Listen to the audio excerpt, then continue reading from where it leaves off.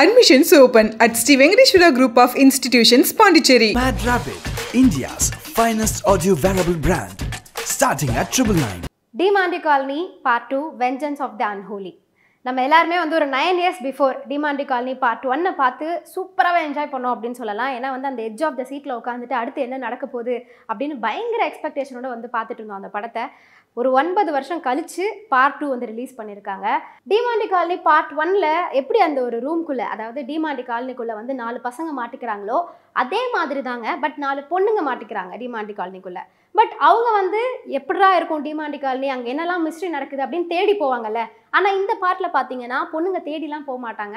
அவங்க கேஷுவலாக பிஜியில் இருப்பாங்க. பட் எப்படின்னே தெரியல, நாங்கள் டிமாண்டி காலனிக்குள்ளே வந்துட்டோம் அப்படின்னு சொல்லுவாங்க. அது ரொம்ப மிஸ்ட்ரியாக இருந்துச்சு. அது எப்படி இந்த ரூமில் இருந்தவங்க எப்படி சம்மந்தமே இல்லாமல் அங்கே வந்தாங்க அப்படிங்கிற மிஸ்ட்ரி இருந்துச்சு. பட் அந்த மிஸ்ட்ரிக்கு பின்னாடி ஒரு விஷயம் இருக்குது. ஒரு புக்கு தான் அது.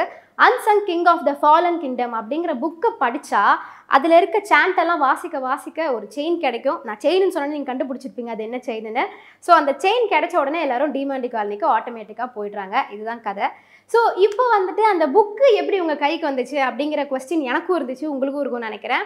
அந்த புக்கு கூடயே ஒரு கேரக்டர் ட்ராவல் ஆகுதுங்க. அவங்க தான் ஒரு லைப்ரரியன். பட் கடைசி வரைக்கும் அவர் யாருன்னே ரிவீல் பண்ணலை. கிளைமேக்ஸில் கூட ஒரு ஹிண்ட் வச்சுருந்தாங்க. இந்த கேரக்டர் வந்து இதெல்லாம் பண்ணுது, இவங்க எல்லாரையுமே வந்து படிக்க வச்சு கொன்னதே வந்து இந்த கேரக்டர் தான் அப்படிங்கிற மாதிரி சொல்கிறாங்க. பட் கடைசி வரைக்கும் அந்த ஃபேஸை ரிவீல் பண்ணலை. கேரக்டருமே மிஸ்ட்ரியாகவே முடிச்சிட்டாங்க. படம் ஆரம்பிக்கும் போதே ஒரு மாதிரி கொஞ்சம் த்ரில்லிங்காக நல்லா தான் இருந்துச்சு. ஸோ அதை வந்து நம்மளால் தப்பு சொல்ல முடியாது. பட் போக போக எப்படி இருந்துச்சுன்னா கொஞ்சம் அங்கங்கே லேக் இருந்துச்சுங்க. பட் ஸ்டார்டிங்கில் வந்து இது எப்படிடா கனெக்ட் பண்ண போகிறாங்க, ஏன்னா பார்ட் 1ல் இருக்க சில இன்சிடென்ட்ஸ் எல்லாம் வந்து பார்ட் 2லையும் கனெக்ட் பண்ணியிருக்காங்க. ஸோ அந்த கனெக்ஷன் வந்து ரொம்ப எக்ஸைட்டடாக இருந்துச்சு. ஓ இது இந்த சீனில் இது வந்து இங்கே வந்துருக்கு, ஓ இது மல்டிவர்ஸாக இருக்குமோ இல்லை சீக்குவலாக இருக்குமோ அப்படின்னு நிறைய கன்ஃபியூஷன்லாம் இருந்துச்சு பார்க்கும்போது. ஸோ அதெல்லாம் நல்லா எக்ஸைட்டடாக தான் போச்சு. ஸோ ஃபர்ஸ்ட் ஆஃப் அப்படின்னு எடுத்துக்கிட்டோன்னா அந்த கதையை ரொம்ப டிஃப்ரெண்ட்டாக கொண்டு வந்தாலும் அழகாக கொண்டு வந்து அந்த பார்ட் 1ஓட கனெக்ட் பண்ணி வச்சுருந்தாங்க. அண்ட் மியூசிக் சொல்லவே வேணாம், சாம் சிஎஸ் தூள் பண்ணிட்டார் அப்படின்னு தான் சொல்லணும். ஏன்னா ஒரு பேய் படம் அப்படின்னு எடுத்துக்கிட்டாலே அதுக்கு வந்து கண்டிப்பாக அந்த பிஜிஎம் ஸ்கோர் இருந்தால் தான் அந்த பேய் படம் ஃபீலே கொடுக்கும் இல்லையா. சாம் சிஎஸ் வந்து எந்த இடத்துலையுமே குறை வைக்கல, எல்லா பிஜிஎம்ஸும் வந்து மாசாக கொடுத்துருக்காரு. படத்தோட ஸ்க்ரீன் பிளே பற்றி கண்டிப்பாக பேசி ஆகணும். விஷுவல் ட்ரீட்டாக இருந்துச்சு அப்படின்னே சொல்லலாம். ஒரு சில சீன்ஸ்லாம் பார்க்கும்போது எப்படி இந்த சீன்ஸ் எல்லாம் வந்து ஷூட் பண்ணியிருப்பாங்க அப்படிங்கிறத நமக்கு வந்து உணர்த்தியிருப்பாங்க. ஏன்னா அந்தளவுக்கு ரொம்ப டிஃப்ரெண்ட்டான ஒரு ஆங்கிளில் சூப்பராகவே எடுத்திருந்தாங்க அந்த படத்தை. பட் எனக்கு வந்து அந்த ஸ்க்ரீன் பிளேஸ் விஷுவல் ட்ரீட்ஸ் எல்லாம் பிடிச்சிருந்தாலும் பார்ட் 1 வந்து எந்த எக்ஸ்பெக்டேஷனும் இல்லாமல் நம்ம பார்த்ததுனாலே என்னன்னு தெரிலங்க, அது ரொம்பவே எனக்கு பிடிச்சிருந்துச்சு. பட் பார்ட் 2ங்கிறனால ஒரு பிரம்மாண்டத்தை கொடுத்துருக்காங்க இந்த படத்தில். அது ஒரு ஜஸ்ட் ரூம் அப்படிங்கிறது இல்லாமல் ஒரு மிகப்பெரிய ரெஸ்டாரண்ட் அப்படிங்கிற மாதிரி செட்டப்பில் ரொம்ப டிஃப்ரெண்ட்டான லைட்டிங்ஸ்லாம் கொடுத்து ஒரு ஹாலிவுட் லெவலுக்கு ஒரு விஷுவல்ஸ்லாம் கொடுத்துருக்காங்க. பட் ஸ்டில் அந்த பிரம்மாண்டத்தினாலையா எனக்கு என்னன்னு தெரில, ஒரு எக்ஸைட்மெண்ட்டே இல்லாத மாதிரி தான் இருந்துச்சு.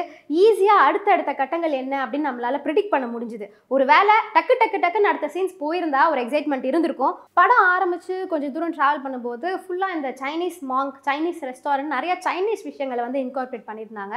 அது ஏன் அப்படின்னு படம் ஆரம்பிக்கும் போது தெரியல. பட் கொஞ்சம் நேரம் ட்ராவல் பண்ணி கிளைமேக்ஸ் கிட்ட வரும்போது தான் ஓ இதுக்காக தான் வந்து இந்த மாதிரி சைனீஸ் ரெஸ்டாரண்ட்லாம் கொடுத்துருக்காங்க படத்தில் அப்படின்னு புரிய வந்துச்சு. கிளைமேக்ஸில் வந்து ஓரளவுக்கு அது ஃபுல்ஃபில்லாக இருந்துச்சுங்க. ஓ இதுக்கு தான் இந்த லாஜிக் அப்படின்னு கனெக்ட் ஆச்சு. ஆக்சுவலி அந்த ரெஸ்டாரண்ட் சீன் பற்றி பேசி ஆகணும். ஃபுல்லாக வந்து ஹாலிவுட் லெவலில் லைட்ஸு அந்த விஷுவல்ஸ் எல்லாம் செம்மையாக பண்ணியிருந்தாங்க. ஒரு மிரர் சீன் வருங்க, அது வந்து நிஜமாவே எப்படி எந்த ஆங்கிளில் ஷூட் பண்ணாங்கன்னே கண்டுபிடிக்க முடியல. அந்த அளவுக்கு சூப்பராகவே பண்ணியிருந்தாங்க. Cameraman work, screen play work எல்லாமே பக்காவாக இருந்துச்சு டிமாண்டி காலனி பார்ட் 2ல. படத்தோட ஒரு மிஸ்ட்ரி வந்து அந்த ஒரு அன்ரிவீல்டு கேரக்டர் அப்படின்னு நான் சொன்னேன், அந்த லைப்ரரியன். பட் இன்னொரு மிஸ்ட்ரி இருக்குங்க, அதுவும் வந்து ரொம்ப புதுசாக தான் இருந்துச்சு. இத்தனை நாள் நம்ம என்ன நினச்சிட்டு இருந்தோம், அந்த டிமாண்டி கிங் தான் வந்துட்டு எல்லாரையும் கொல்றாரு, புக்கை படிக்க வச்சோ இல்லை வந்து அந்த செயினை கொடுத்தோ வந்து அவங்கள கொன்றாரு அப்படின்னு நம்ம வந்து நினச்சிட்டு இருந்தோம். பட் அவரையும் தாண்டி இன்னொரு கிங்கை வந்து இதில் இன்ட்ரடியூஸ் பண்ணாங்க. அதுக்கு ஒரு ஃப்ளாஷ்பேக் வேறு காமிச்சாங்க. சம்மந்தமே இல்லாமல் வந்து எப்படி ஒரு போர்ச்சுகல் கிங்கு தமிழ்நாட்டுக்கு வந்து தமிழ் மக்கள் எதுக்கு கொல்றாரு அப்படின்னு எனக்கு புரியல. ஸோ அது கொஞ்சம் டிஃப்ரெண்ட்டாக புரியாத மாதிரி ஒரு புதிராக கொடுத்துருந்தாரு படத்தில். அண்ட் அதுவுமே மிஸ்ட்ரியான ஒரு கேரக்டர் தான். ஏன்னா திடீர்னு ஒரு கிங்கை கொண்டு வந்தோடனே இவர் யார் அப்படின்னு வந்து யோசிக்க தோணுச்சு. ஸோ இந்த படத்தில் வந்து 2 மிஸ்ட்ரி கேரக்டர்ஸ் இருக்காங்க. அண்ட் 2015 வந்து இந்த படத்தோடைய ஃபர்ஸ்ட் பார்ட் நம்ம பார்த்தோம் இல்லையா, அதோடைய கதை என்னன்னா எவ்ரி 6 years நடக்கும் அப்படின்னு நம்ம டேரக்டர் சொல்லியிருக்காரு. அதாவது 6/6/2015 அடுத்த சம்பவம் வந்து 6/6/2021 நடக்குது. அதுதான் வந்து இப்போ ரிலீஸ் ஆன இந்த வெர்ஷன். இன்னொரு பார்ட் இருக்குங்க ஆக்சுவலி. ஏன்னா அதையே நம்ம டேரக்டர் வந்து எல்லா இன்டர்வியூவில் நிறையா சொல்லியிருக்காரு. ஸோ அதை வந்து 6/6/2027 ரிலீஸ் பண்ண போகிறாங்க. அதில் தான் மேபி இந்த மாதிரி மிஸ்ட்ரிஸ் எல்லாத்தையுமே அன்ரிசால்வ் பண்ணுவாங்க அப்படின்னு நான் நினைக்கிறேன். பிரியா பவானி சங்கர் இது வரைக்கும் நமக்காக நிறைய படங்கள் நடிச்சு கொடுத்துருக்காங்க, நிறையவே என்டர்டெயின் பண்ணியிருக்காங்க, டெலிவிஷன்லேருந்து ஒரு பெரிய ஆக்டராக இருக்காங்க. பட் இவ்வளோ பெரிய ஜேர்னியை தாண்டி அவங்களுக்கு வந்து ஒரு டைட்டில் கொடுத்துருக்காங்க. பொதுவாக வந்து மீடியாவில் அவங்க ஒரு அன்லக்கி ஹீரோயின் அப்படின்னு வந்து மென்ஷன் பண்ணியிருந்தாங்க.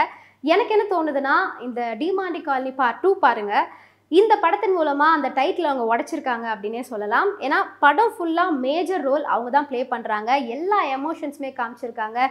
கோவம், அழுகை, வெறுப்புன்னு சொல்லிட்டு அத்தனை ரோலர் கோஸ்டருமே ரொம்ப ஈஸியாக ஹேண்டில் பண்ணியிருக்காங்க.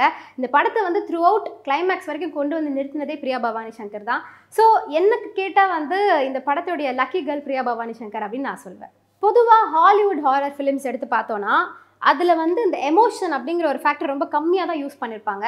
ஏன்னா ஹாரர் ஃபிலிமில் எமோஷன் அதிகமாக காமிச்சிட்டோன்னா அது ஃபுல் அண்ட் ஃபுல் சென்டிமெண்டல் ஆகிடும் இல்லையா? ஸோ அதனால ஹாரர் ஃபிலிம்ஸோட சக்ஸஸ் காரணமே வந்து எனக்கு தெரிஞ்ச அந்த எமோஷன்லெஸ் ஹாரர் ஃபிலிம்ஸ் அதுதான் காரணம்.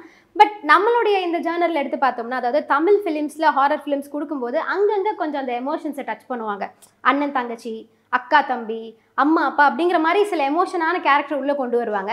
டிமாண்டி காலனி பார்ட் 1 பார்த்தவங்களுக்கு தெரியும், அதில் வந்து பெருசாக எமோஷன்ஸ் பற்றி எங்கேயுமே பேசியிருக்க மாட்டாங்க. ஏன்னா 4 ஃப்ரெண்ட்ஸ்க்கு நடுவில் வந்து பேசும்போது ஜாலியாக ஃபன்னாக இருக்க 4 பேர் எப்படி மாட்டிக்கிறாங்க, எப்படி எஸ்கேப் ஆகுறாங்க அப்படிங்கிற விஷயத்த ரொம்ப கிளியராக சொல்லியிருப்பார்.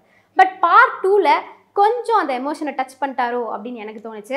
லாஸ்ட்டாக கிளைமேக்ஸில் பார்த்தீங்கன்னா, நீங்கள் தாங்க தப்பிக்கணும், ஏன்னா நீங்கள் வந்து 2 உயிராக இருக்கீங்க அப்படி இப்படின்னு சில எமோஷன் ப்ளே வந்து நடந்துச்சு. அது கொஞ்சம் கம்மி பண்ணியிருக்கலாம் அப்படின்னு எனக்கு தோணுச்சு. அண்ட் இந்த படத்துடைய எண்டில் வந்து பார்த்தோன்னா, நான் வந்து படம் முடிஞ்சிருச்சுடா அப்படின்னு பார்த்தா தி எண்ட் அப்படின்னு போடாமல் the end is too far அப்படின்னு போட்டிருந்தாங்க. அப்போ தான் டிமாண்டி காலனி பார்ட் 3 அப்படிங்கிற டைட்டில் வந்து ரிலீஸ் பண்ணியிருந்தாங்க. அந்த 3 வந்து எப்போ ரிலீஸ் ஆகும் அப்படின்னு கேட்குறீங்கல்ல, 2027 தான் ரிலீஸ் பண்ண போகிறதா இந்த படத்திலேயே சொல்லியிருக்காங்க. ரிலீஸ் பண்ணுறாங்களா இல்லையா அப்படிங்கிறத வெயிட் பண்ணி பார்ப்போம்.